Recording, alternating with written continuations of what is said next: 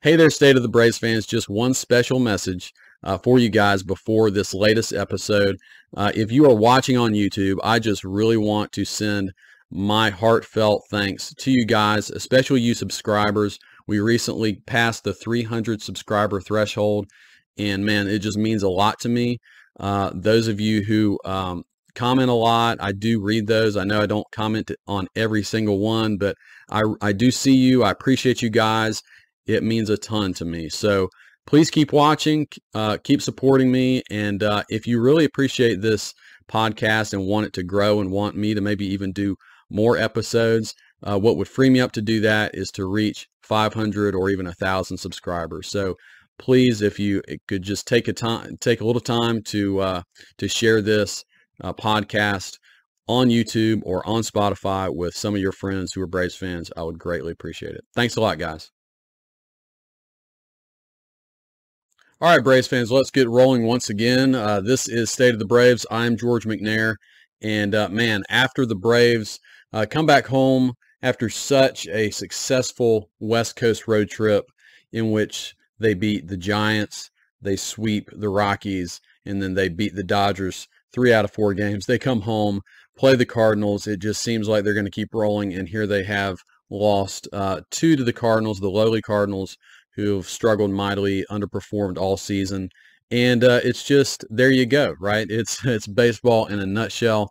I actually kind of had this feeling before the series started. The very first game, very first inning with Soroka out there, it just felt a little flat. And I mean, it's hard to, sometimes it's hard to put into words what you feel in that moment, but you're just like, I don't know. I don't feel really great about this for some reason, and there you go. So it did not start well, of course, for Soroka and the Braves, as he goes 3 innings in the first game and then comes out with numbness in his fingers. And man, I was so worried about Michael Soroka. Obviously, I don't need to go into every detail of all of the injury stuff he's gone through with his Achilles. Coming back this year, it's been a very weird up and down season for him, especially being down most of the season in AAA. And I just thought when I heard numbness in his fingers, you're immediately thinking, sprained UCL, torn UCL, Tommy John surgery, out 1.5, 2 years. With the timing of if he were to go down with Tommy John at this point, he'd be out basically 2 years. And for a guy who's already missed close to 3 years with this Achilles injury, I just was really, really feeling for the guy. So we actually got a bit of good news for Soroka today. Fortunately, the MRI did not show any structural damage to his elbow, but the Braves are shutting him down for the rest of the season for precautionary reasons. So it just feels like a major bullet was dodged for Michael Soroka in his career. I mean, if he were to go down with Tommy John, with all these other things, you do wonder. I mean, if the guy, I think he'd keep pushing through, but man, it would be hard to lose that much time. And so very thankfully, Soroka is just shelved for this season, and we'll move forward. Of course, it's still, his Braves career is still in question. I think that's reasonable to think about what are his opportunities going to look like next season. Of course, some of that might just be determined on who comes back. Does Charlie Morton come back? How does Kyle Wright look? How are some of these younger Braves prospects, coming up, looking like going into next season? But really, he can't focus on that. He just has to remain healthy, and he also has to become more effective, because when Soroka did have his opportunities in the big leagues this season, it did not go really well. It's just very frustrating because, as he was coming up for this start, there were just a lot of thoughts on, well, if he pitches well here, I mean, he could stay up and pitch through September and maybe be someone who could, make some kind of contribution to the postseason for the Braves. And yet it just went in the exact opposite. I mean, even before he went out of the game, he was not very effective once again in this game against the Cardinals. So, all this despite the fact that he was the International League Pitcher of the Month in August. He was pitching really, really well in AAA. He just could not ever bring that success to the big leagues in Atlanta this year, and I really don't know what that was about. I wish I could see some video of him in AAA, and if he looked different, if the ball was coming off of his hands differently, or something to make him much more successful in AAA. But he certainly never really showed consistency at the big league level this year. We talked about it a good bit, but he decided to change his delivery and change his arm angle after coming off of those Achilles injuries. And, you do wonder if this was putting more stress on his arm. I mean, I don't want to go too far down that road.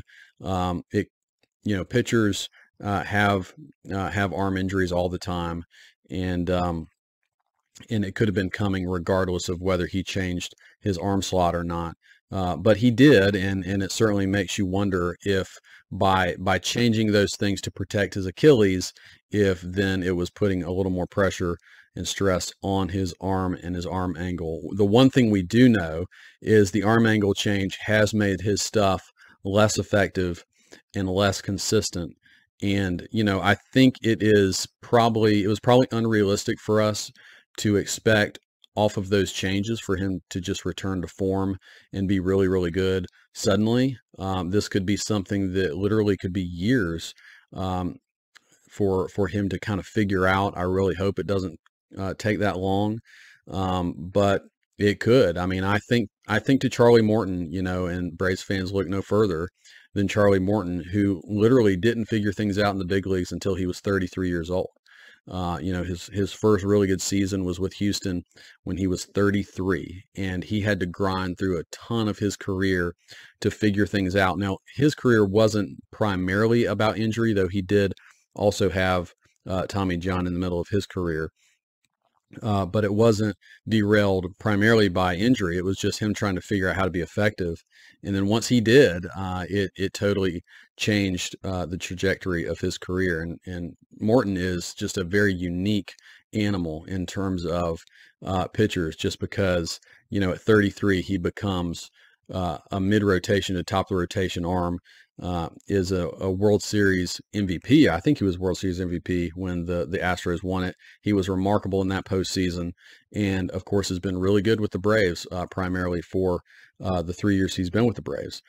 So Soroka, if he can take any solace, he can turn to his teammate.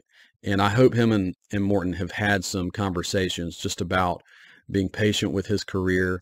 He could really dwell on the years and time lost and the frustration of this season and being kind of yo-yoed back and forth, and primarily being in AAA this year, and it probably not going anywhere near the way he wanted it to go. I'm sure he had visions of being in the big leagues and returning to dominance this season, and it just simply hasn't happened. So hopefully him and Morton can get together and talk through some of those things, because it seems to me that Soroka's biggest thing to overcome is just the mental grind of figuring things out again. And, it's not a quick journey back to being a top pitcher. And he was a top 10 pitcher in baseball in 2019. But I really hope he can get back. You guys know that I root for Michael Soroka, and I'm just super glad that he's not having to go get Tommy John. Hopefully, by shutting him down now and having a normal off season, when he ramps things back up next spring training, all will be good, and he can get back to working on becoming a great pitcher once again. But it will be a crucial season for Michael Soroka, especially with the Braves. Next year is his last arbitration year.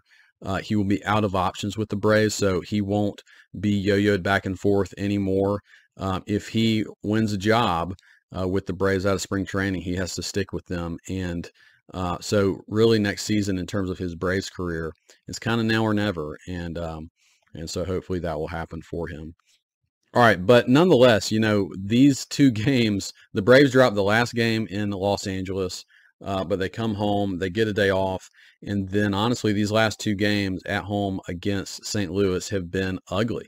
And they've been ugly primarily because the starting pitching has let the Braves down in both of these games. It did start with Michael Soroka's rough start in game one, and it continued last night with a surprising stinker of a game from Spencer Strider.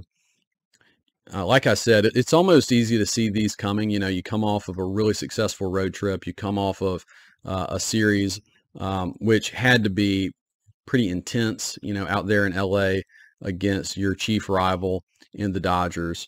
And it's just human nature to kind of relax off of that. You're also coming home and you're playing a team that on paper you're way better than in the Cardinals. And, you know, they've been pretty well smoked in these first two games. The Cardinals do have a good offense. I mean, I don't want to talk them down too much. The broadcast has mentioned this. The Cardinals' issue this year has not been their offense. It has been mostly their pitching. But the Braves' pitching has not done them any favors, and it has not really put them in a position to win either of these games. So game one was a 10-6 loss. You have a disappointing start from Soroka. Again, he goes 3 innings, goes up 5 earned runs off of 2 home runs. It was a 3-run homer and a 2-run shot. And, you know, you just, you know, two huge punches early. And Soroka, when he has been up with Atlanta, his biggest issue has been the home run ball, which is very weird for him. Of course, early in his career, he was all about that sinker. And again, changing in arm angles, he just seems to leave the ball up very consistently, and it gets hit really hard when he does that. After that 3rd inning, he comes into the dugout. Obviously, he's complaining about numbness in his hand, and the Braves take him out of the game. I'm sure they would have liked to have gotten another inning or two from him in this start. So they bring in Colin McHugh. I mean, you're down early, so I kind of understand the move by Snitker, even though McHugh hasn't been very good. At this point, you're just trying to get innings and get through the game. But certainly it didn't do the Braves any favors to maybe stick in the game a little bit. McHugh comes in, 3 innings pitched, gives up 4 earned runs, and that was off of 6 hits. So McHugh, it's been no secret that he has not been very good, especially in the second half of the season. And after this game, he also goes on the IL with shoulder inflammation. Remember, this is the 2nd trip he's made to the IL with this issue this year. It does make me wonder, I mean, because he has not been very effective this year. Has he been battling this issue all year and it's just dropped his effectiveness, probably trying to push through it a little bit? I'm just guessing, and maybe that's not the case, but it does seem like it could be one of the reasons, because, guys, Colin McHugh for most of his career has been an incredibly effective relief pitcher. He was much better with the Braves last year, and he just has not been that this season. So it does make you wonder if McHugh will be back for the postseason. It also makes you wonder if, you know, if he does come back, will he be effective in the postseason? Ben Heller was called up to replace McHugh, and Darius Vines was called up to replace Soroka. And so we'll see if that kind of solidifies the bullpen for the long term or not. The Braves in this one go down 9-1 pretty early in the game. They make a game of it kind of late, but ultimately it's not enough. Kind of funny, in a game that you lose, the Braves hit 4 home runs in this game, but unfortunately they were all solo shots. It's fun to see home runs, but it's kind of annoying when they are all solo shots and not enough to really impact the game when you're down so much. Ozzie Albies, Austin Riley, Matt Olson, and Marcell Ozuna all hit solo shots in this game. Matt Olson and Austin Riley go back-to-back. I believe that makes back-to-back shots for them in all 6 months of the season. It's the 7th time they've done that this year. I believe an 8th time would tie a major league record. So maybe they'll be able to do it one more time this season. I would not doubt it, the way these guys hit home runs. Game 2 was an 11-6 loss. And so the Braves allowed double-digit runs in back-to-back games. So again, not great. You know, we don't want to sound any huge alarm bells here, but definitely frustrating. When you have one frustrating night, you want to get back to it and have a good game and, you know, get that bad taste out of your mouth. Did not happen in this one, just more bad taste, I guess. Strider, unfortunately, in this start, just had another flat outing. And it's so funny with Spencer Strider. It's like 80% of the time he's dominant, and maybe more than that, maybe 90% of the time he's dominant. But when he is not on, it's very obvious early, and he almost never gets out of jams, right? It's like when he's not on, he doesn't have any luck. And that was just true in this one. He only goes 2 2/3 innings, 6 earned runs allowed, 5 strikeouts. And now look, if it was a different time of the season, Snitker probably lets him go a little further, tries to fight through it.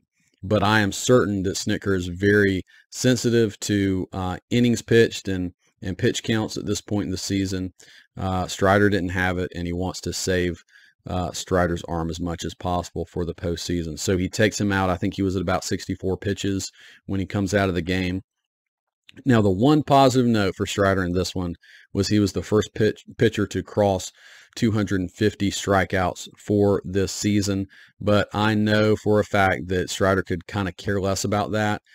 He wears his emotions on his sleeve. You know that he was super frustrated in this outing, and he said as much at the after the game, basically saying, I didn't give my team a chance to win, and that it wasn't, to his standard. And it's the growth point for Strider is when he doesn't have his stuff, his best stuff, can he navigate through? And I hope, and I have a lot of confidence that he's going to get to that point where he'll figure that out. But he hasn't figured it out yet. It is kind of ironic, or strange at least, that some of Strider's worst starts of the season have been against some pretty bad teams. Detroit, you'll recall, and Pittsburgh and the Cardinals, 3 of his worst starts, and yet they were against these teams, and he can go out and shove and dominate against some of the best teams in baseball. So hopefully he can get this one behind them quickly. And of course, hopefully in the postseason, he can be the best version of himself and just dominate for the Braves. Another positive note, Olson and Riley both homer again last night. This is Olson's 3rd straight game with a home run after going, I think, 18 games without a home run. So seems like he's fully found his stroke again. That's really good news for the Braves. On the negative side, Ronald Acuna goes hitless for a 3rd straight game. And that's honestly a very impressive thing that it hasn't happened before this point in the season. But all that makes me think is he's about to go off again. So that would be awesome to see in this 3rd game of the series. Well, before I talk about the 3rd game that's coming up tonight, I do want to talk a little bit just looking across the league and some of the things going on with particularly the Dodgers. You might have heard the news. If you're following baseball at all, you definitely didn't miss the news that Dodgers left-handed pitcher Julio Urias has been indefinitely suspended following a 2nd domestic violence arrest. Obviously, very serious news, very sad news in a lot of ways, especially, just anytime that sort of thing is happening, you just pray for the family and for his wife, and hopefully she is safe, and that is something that will never happen again. But he obviously, in terms of baseball impact, is out of the Dodgers lineup indefinitely. Almost certainly he may never pitch for the Dodgers again. He was going to be a free agent at the end of this season, and who knows what happens to him. Honestly, I don't know the impact of what Major League Baseball is going to do. You might see a incredibly significant suspension that could, I don't even know. I don't want to guess at what's going to happen there. But in terms of this season, very unlikely Urias will see the field. On top of that, the Dodgers have had a tremendous amount of issues with their pitching staff and their starting staff this year. Tony Gonsolin is done for the season with Tommy John surgery. Walker Buehler has missed the entire season to this point, though he's on the verge of coming back for them. But you don't know what he's going to be like and how much he's going to give them in the postseason. And so you basically, as a Dodgers fan, you'd be hoping for Clayton Kershaw and Bobby Miller, who is a rookie, and maybe someone else to step up. So you need at least 3 good pitchers really in the postseason, and I wonder if they have that now. So it really makes me think, as good as the Dodgers have been this season, they are weaker than they've ever been in terms of this recent Braves run of success, and they keep coming against the Dodgers in the postseason. It's kind of their chief rival, but the Dodgers are certainly weakened by this newest bit of news from Urias. So it makes you wonder. I mean, are the Dodgers the chief threat to the Braves to reach the World Series again? I wonder. I wonder if the Phillies now are the bigger threat to the Braves than the Dodgers. And I think they are. I think it's arguable, but I think the Phillies actually in the postseason could be the tougher out. And that is primarily due to that starting pitching. I mean, the Phillies have Zach Wheeler, Michael Lorenzen, Aaron Nola, Taijuan Walker. They have the pitching depth, and Zach Wheeler is probably better than anybody else that the Dodgers could throw at the Braves. And of course, we know that the Phillies played great baseball last postseason, so they've been there and done that. The other thing, though, I would say is, I mean, it's clearly the Braves are the far better team. They have the far better offense. The Braves also have a really good and deep starting pitching staff, especially with Fried back and going well. And the Braves are going to be very motivated if they face the Phillies in the postseason. From what happened last year, I think they will be very motivated. They probably hope to match up with the Phillies just to get a little payback. So, the fact is the Dodgers are hurting right now, especially in their rotation. And I'm not sure there really is a true other heavyweight to take on the Braves in the National League. That doesn't mean that it's guaranteed the Braves will get to the World Series, right? Baseball can be very random or seem very random. They say you're as good as your next starting pitcher, and in the postseason, anything can happen. But in terms of the Braves' chances, I think all of this makes the Braves even bigger favorites to move through the National League and get to the World Series. Now, there are some tough teams that could be waiting for them in the American League, but I'm not going to hit on that at this point in this episode. But yeah, definitely some impact with the Julio Urias suspension. All right, guys. So anyways, Game 3 against the Cardinals coming up tonight, and we hope that Max Fried can stop the bleeding and prevent what would be a very strange sweep. If the Cardinals swept the Braves at this point, it would be head-scratching. Not to mention, this pitching matchup favors the Braves in such a big way on paper. The Braves go up against Adam Wainwright, the 42-year-old who came back for one more season with the Cardinals, but has struggled mightily. He is 3-10 on the year with an 8.10 ERA. So everything says this juggernaut of a Braves offense should take him to town, but we'll see, right? One note is that Austin Riley will not be playing tonight. He is sitting out the game, his first day off of the season. Nicky Lopez will start at third base to give Riley a day off. You can assume to start seeing this, I think Snitker gave Arcia the day off just the other day. But if there's a big moment, you could also see Riley come in and pinch hit. That's what happened with Arcia as well. Hopefully it won't matter. The Braves will just take it to the Cardinals and Riley can get a nice day off. Also, like I mentioned, Acuna hasn't done anything for the last 3 games. I look for him to do something big tonight. And let's see if Matt Olson can hit a home run for a 4th straight game. All of those things could lead to a big Braves win. You finally get that bad taste out of your mouth after 3 straight losses, and maybe the Braves can go on another nice run here through mid-September. The Phillies will be coming, or actually the Braves will be going to the Phillies soon, and it would be great to play well over these next games. One more against St. Louis, and then we have some games against Pittsburgh.